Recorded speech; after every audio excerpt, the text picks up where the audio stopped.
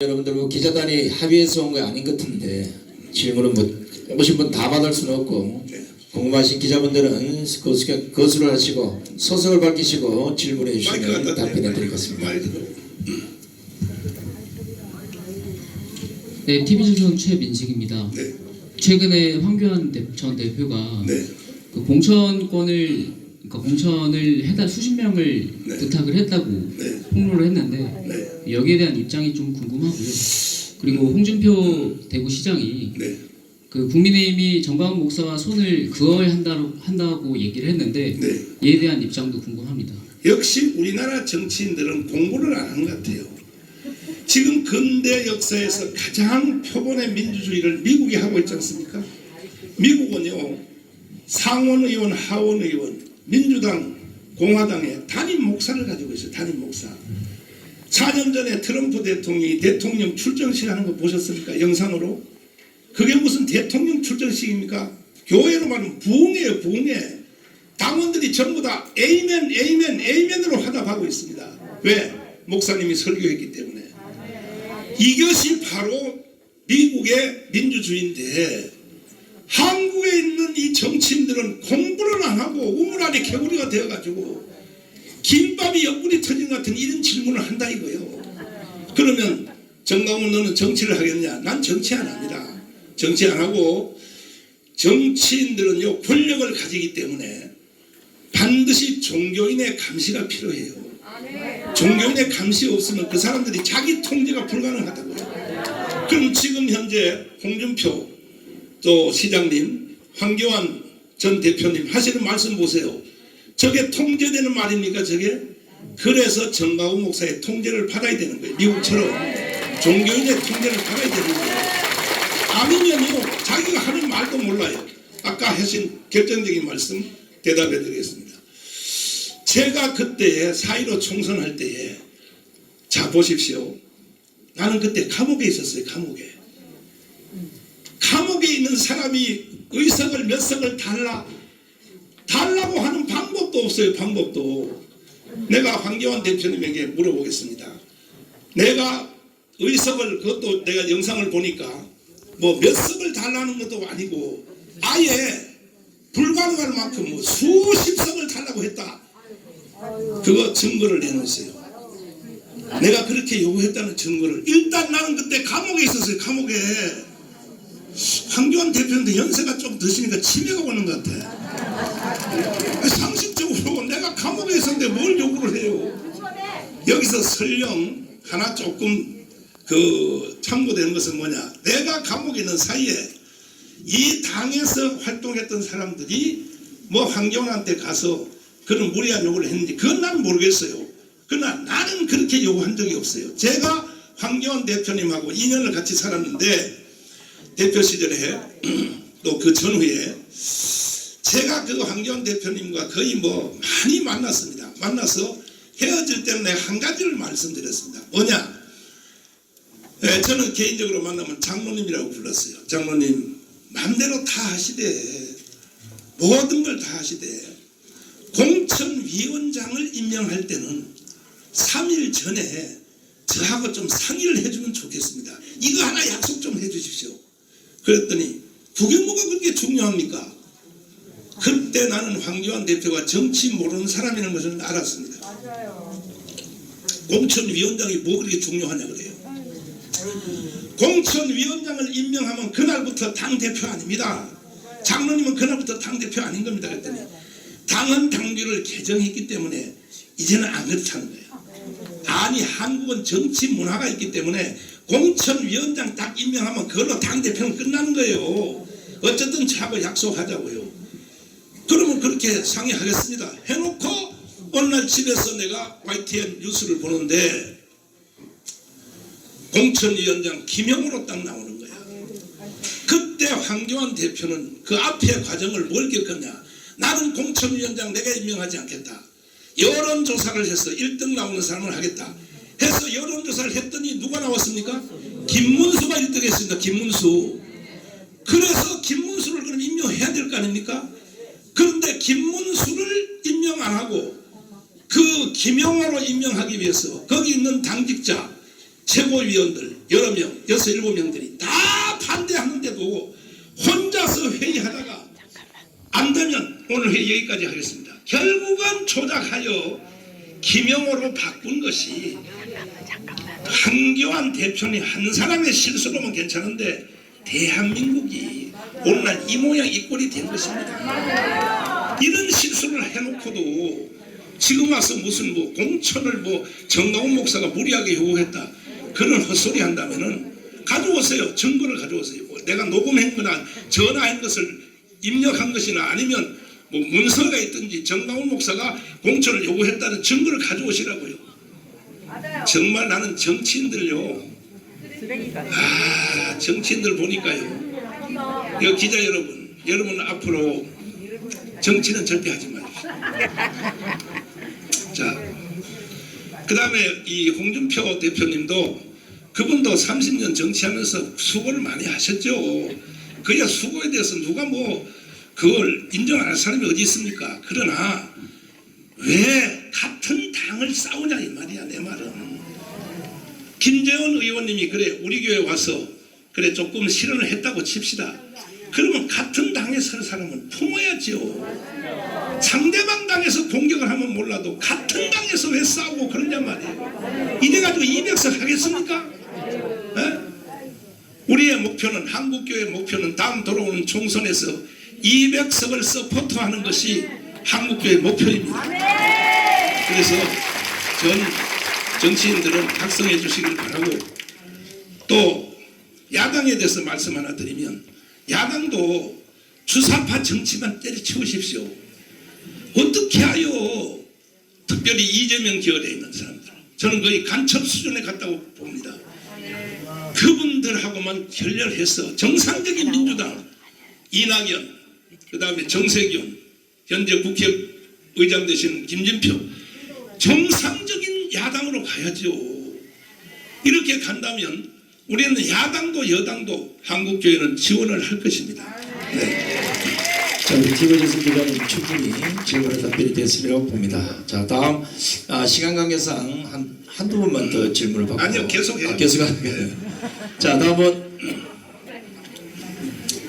네, SBS 박찬범이라고 합니다. 두 가지 질문 드리겠습니다. 황교안 전 대표가 그 공천 때 50억 받았다는 발언을 가지고 이제 목사님을 고소를 했는데 그 50억 받았다라는 주장에 대해서는 지금도 변함 없으신지 궁금하고요. 제가 그 50억 받았다고 하는 것은 제가 확인한 건 아니지만 제가 제보를 받은 거예요. 제보를 받았는데 어제도 주일날 저한테 와서 또 제보를 했어요. 황교안 대표님이 그분은 50억이라는 말은 안 했어요. 당 대표하면서 김문수를 김형호로 바꾸는 과정 속에서 금품이 오갔다는 제보를 받아서 저는 종교인으로서 국가를 위해서 제가 3번 감옥을 갔다 온 사람으로서 나는 대한민국이 절대로 난 북한으로 흡수 통일되어서는 안 되기 때문에 나는 이것을 그 연설 중에 제가 말을 했던 것입니다. 그래서 저도 할 수 없이 황교안 대표님이 나는 스스로 뭐 고소를 취할 줄 기다렸는데 뭐 정강훈 목사가 뭐 점점 더 해서 절대 무릎 꿇고 와서 해도 취소 안 하겠다 해서 저도 고발했습니다.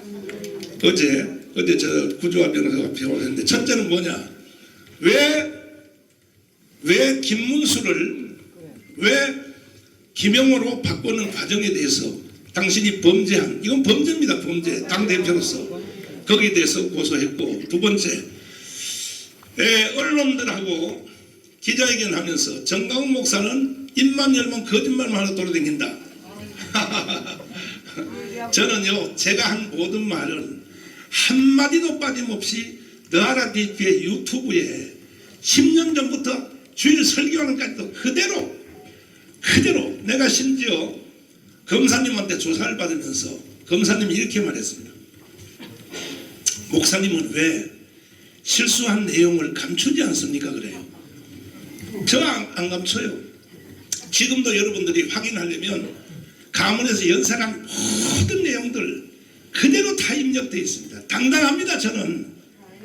그러므로 거기에 대해서 나도 이제 맞고소를 했고, 또 어제 그저께 라디오의 방송에 나가서 정강훈 목사가 공천을 뭐 무리하게 요구했다, 그것까지도 저도 황교안을 맞고소했습니다. 한번 법정에서 한번 붙어보자고요. 누구 말이 맞는지. 자, 다음 좀 하나 더 이제. 좀 이건 현안 질문인데요. 네. 지금 어제부터 해서 언론에서 보도 나온 것들 중에 네. 지금 미국 동맹국인 미국이 한국 정부를 지금 감청했다 이런 의혹이 제기됐는데 네. 그 기사에 대해서 어떻게 보셨는지 궁금해요.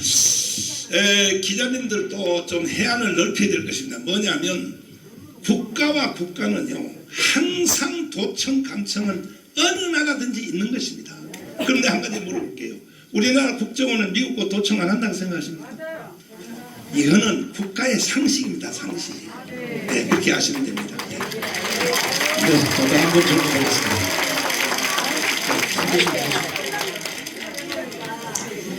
너무 설명을 잘하셔가지고 질문하실 기자가 없네요.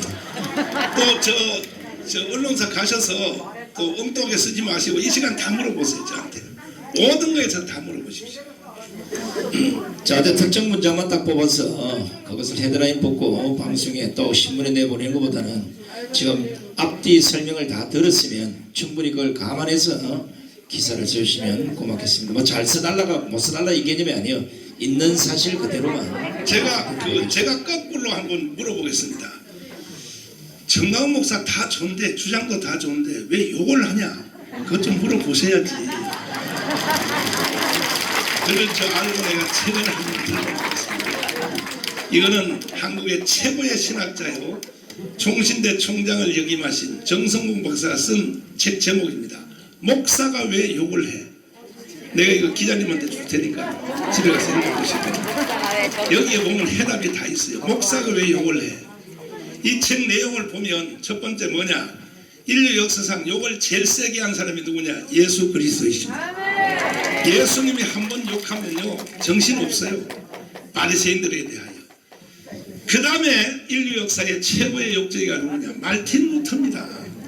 말틴 루터는 설교하러 올라갈 때 제자들이, 선생님 이번 설교만큼은 욕을 안 하고 오기로 약속 좀 합시다. 왜? 하도 사람들이 욕한다고 말을 하니까 그래놓고 올라가서 욕을 더 세게 하고 내려갔어요. 왜 그러냐? 2000년 기독교의 종교 지도자들의 모든 연설문, 모든 것이 다 욕으로 되어 있어요. 아다니우스, 터툴리안, 이레니우스, 오리겐 다 그렇습니다. 왜 그러냐? 불의에 대해서 책망할 때는, 불의에 대해서 책망할 때 가장 강력한 단어로 말을 하는 것입니다. 그래서 내가 문재인을 뭐라 그러냐? 개새끼라고 하는 겁니다. 왜? 국가를 해체하고 북한으로 갖다 바치려고 하는 사람. 내가 문재인에 대해서 간첩이라고 발언해서 재판을 받는데 부장판사가 물었어요. 목사님은 왜 현역 대통령을 왜 간첩이라고 했습니까? 그래서 제가 대답했습니다. 이건 내가 대답할 문제가 아닙니다. 이것은 문재인 대통령이 그 김정은에게 넘겨준 USB 내용, 그 안에 보면 문재인이가 간첩이라는 것이 다 쓰여 있습니다. 그랬더니 재판 여기까지. 청와대에다 요청했어요. USB 내용을 제출하라고. 재판 후에 못하는 거예요. 두 번째 다시 했어요. USB 내용을 제출하라. 못하는 거예요. 세 번째 했어요. 오늘까지도 USB 내용을 제출을 못하고 있습니다. 문재인이가.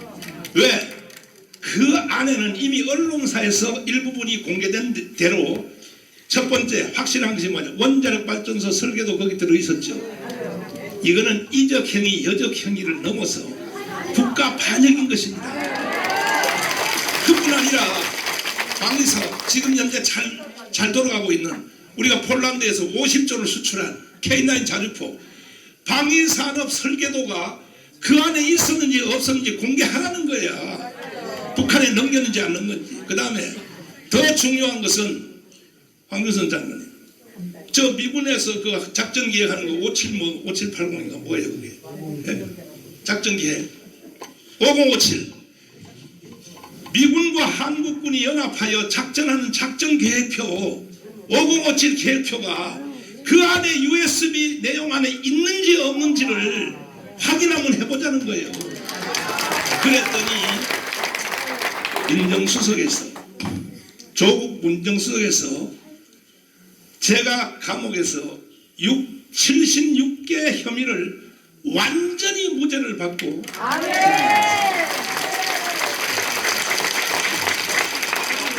그랬더니 종로경찰서에서 나를 수사했던 분이 내가 감옥에서 나오니까 무죄 받고 나오니까 전화가 왔어요. 목사님 죄송합니다. 우리가 하고 싶어 한 것이 아니라 아침 저녁으로 청와대 민정수석에서 정광훈 구속하라고 하도 압력이 내려와서 내가 양심의 가책을 느끼면서도 한 번은 말을 했대요. 어떻게 현직 한기총 대표장을 구속합니까? 그랬더니 하라면 하지 말이 마냐고. 그래서 그렇게 했으니 목사님 저를 용서해 주세요 그러더라고요. 근데 용서했어요. 그와 같이 청와대 민정수석에서 정광훈 구속시키라고 이건 불법 중에 불법이죠. 이런 행동을 한 것입니다. 이 문재인이가. 그래서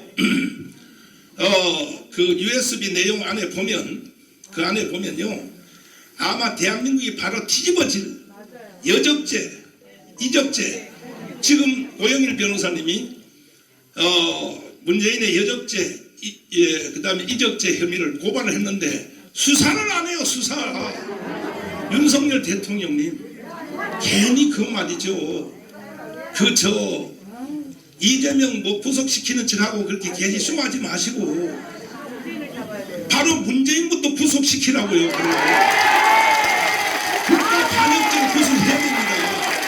그거 안 하면 절대로 지지율 안 올라갑니다. 한편으로 보는 겁니다. 윤석열 대통령까지도 나라가 지금 이 모양 됐는데 말이에요. 국가가 존재가 하느냐 못하는 상태인데 그래서 저는 욕을 세게 했고 그러나 내가 이제 정상적인 정치 다시 말씀하면 헌법을 존중하고 대한민국의 건국 정신을 존중하는 사람한테는 절대로 난 욕 안 합니다. 절대로 욕을 할 때 해야지. 욕은 누구에게 합니다. 국가 반역, 국가를 부인하고 대한민국을 해체시키는 데 가담하는 사람들은 앞으로도 저는 저한테 죽습니다. 나한테 여기서 할 수가 없습니다. 자, 또 질문하실 분? 질문하실 분 없습니까?